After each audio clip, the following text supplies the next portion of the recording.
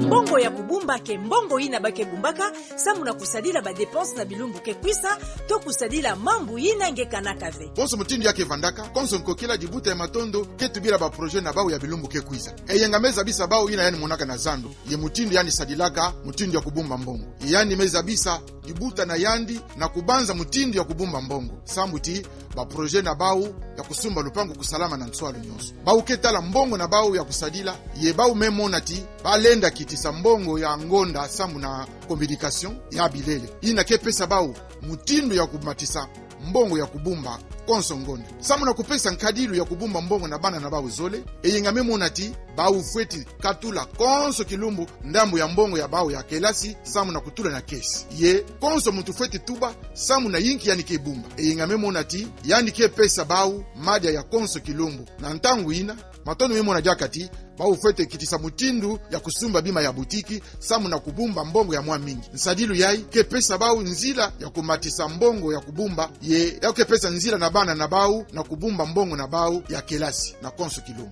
Bame monati bao ike na ngemba na kusala konso diambu ina lenda kujila bao. Muntu nyuso lenda bumba mbongo na kubuya kusadila mbongo na bamambu ina ke ya mfunu mingi ve. Sala ya umbala na mbala samu na kukitanina na bamambu ina lenda kuiza ye kusala ba projet na nge. Message ya imepesama na FPM na Visa. Kusadila mbongo mbote, sambuti, mbazi kuvanda mbote.